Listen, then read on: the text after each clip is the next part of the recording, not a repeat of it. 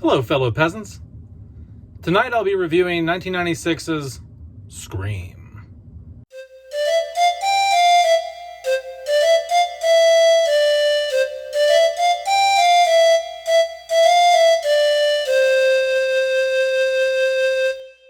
Alright guys, so I'm going to review Scream.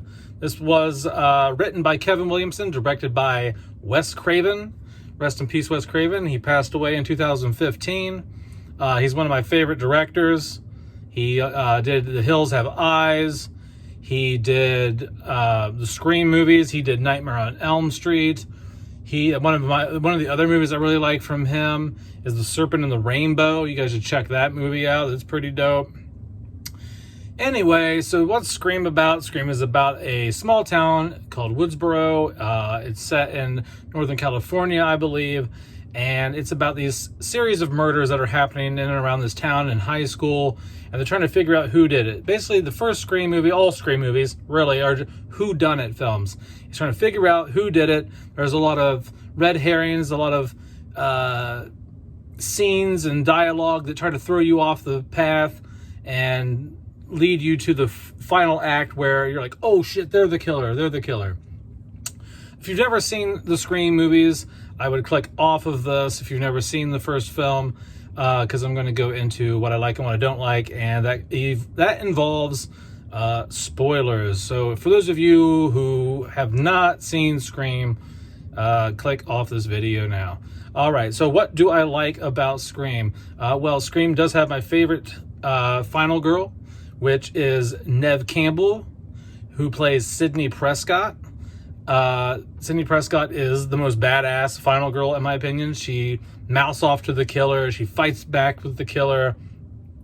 She just shows more, I don't know, just more anger and just badassness, in my opinion.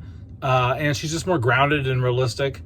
I really like, and she's also in on it. Like this was the first. This is the second thing I like about the film, other than Sidney Prescott being my favorite final girl, is the dialogue in this is excellent because the people in the movie know about horror tropes. So in most movies, the characters are oblivious to horror movies in their world. But in this world, in the Scream world, they've all watched Jason and Michael and Freddy, and so they know all the cliches of the slasher genre. The big booby girl runs up the stairs instead of going out the front door. The virgins survive and the people who have sex die. All those rules that horror movies played by. Scream acknowledged that the people in the film lived in our world and knew those movies. So it's a meta movie. And I really like that.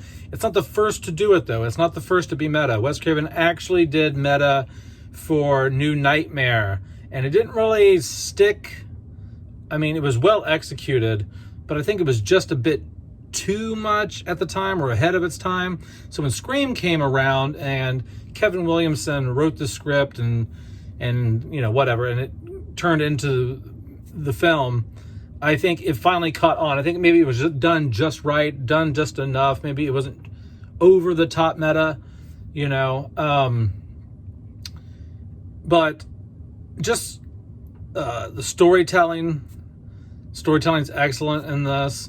You really like the characters, hence the fact that I still kind of care to watch these, even going into like the fourth film. I'm not a big fan of the fourth film. I prefer it doesn't exist, but I can tolerate the fourth film just because I like Sidney Prescott and Dewey and Gale, and I like those characters, you know what I mean? But that's about as far as my like for the franchise extends. Interestingly enough, one thing I do like, this is kind of like, it's not really about the film itself, but more of like the casting. So originally, Neve Campbell was not cast to be Sidney Prescott. It was Drew Barrymore. And Drew Barrymore, I believe, correct me if I'm wrong on this, but I think she went to Wes Craven and was like, hey, look, how cool would it be? Because they had Drew Barrymore all over the poster. I mean, the poster with like the eyes and all that, and the whatever is going on, whatever it is, that's Drew Barrymore's face, and she's on the poster artwork, she's on everything. And I think she was like, you know what would be cool is you promote me as the face of the film, and then you kill me in the first scene, and then it's this whole other girl no one even really knows about, this other actress, And so I think that decision fits perfectly with Scream. I mean, Scream is just a ballsy movie. It's got edgy dialogue. It's tongue in cheek. It took risks. Like it played mind games with the audience. It knew the rules of horror. It talked about the rules. It was a smart film. And there's a lot of red herrings and tricks that they play on you in the film. And I think that that decision was perfect because it's such a mind fuck, because you go to watch Scream in 1996 and you're like, okay, Drew Barrymore, I've seen her in E.T., I've seen her in whatever, and you're like, this is the main girl. And then bam, she's killed in the first 15 minutes. And you're like, oh shit, okay. And I think that's just so perfect for Scream, because Scream is just so well, you thought we were going to do this, but we're going to go this way. We tricked your ass, you know what I mean? And so it's just clever. It's clever writing. The whole movie is clever. It's actually it's a genius horror film. It brought back the slasher, the slasher genre.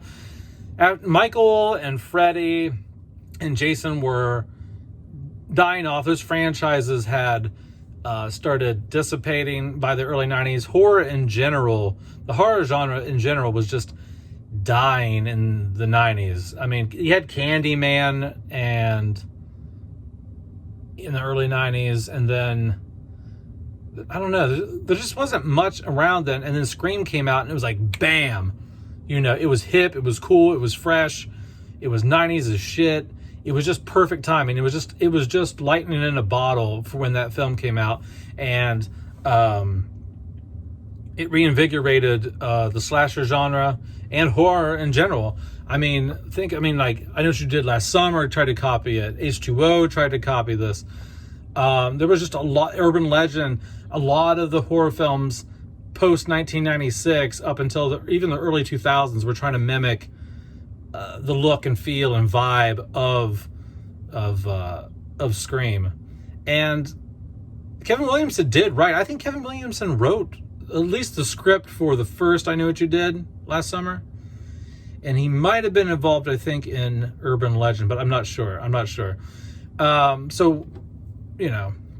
But anyway, so I like the killers in this.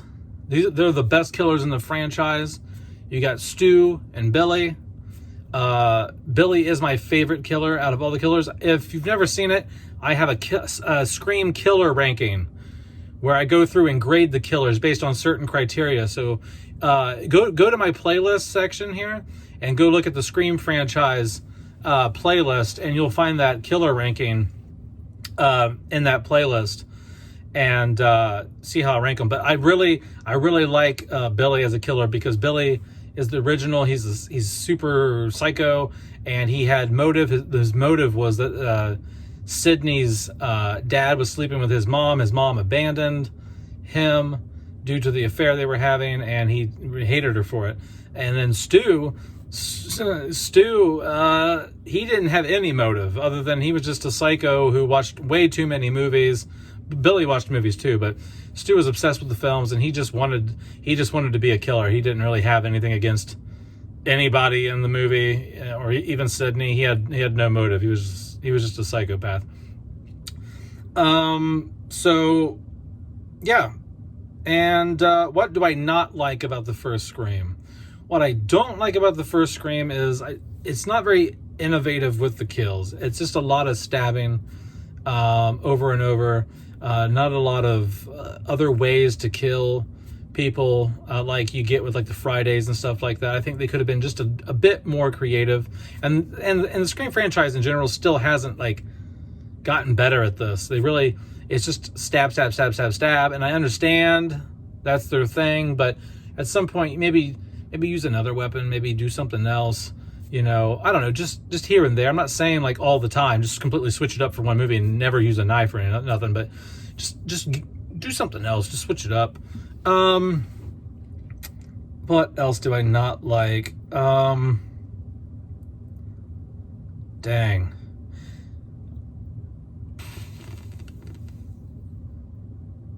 I don't know. I think that's about it. I don't really have much to gripe about the first Scream, other than the kills are kind of lackluster. And I think sometimes in certain scenes, the film can come off as a little made for TV. I'm not a big fan of Dewey in the first film, to be honest. I think he's just a little cartoony. And I get that's kind of how they wrote him, but I'm not a huge fan of Dewey in the first film. I like him in 2 and 3 and 4.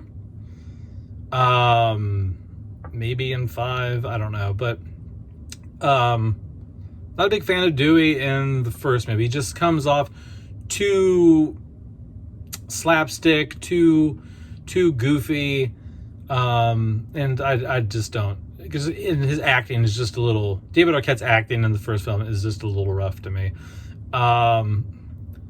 and I think he gets a lot better by the second movie.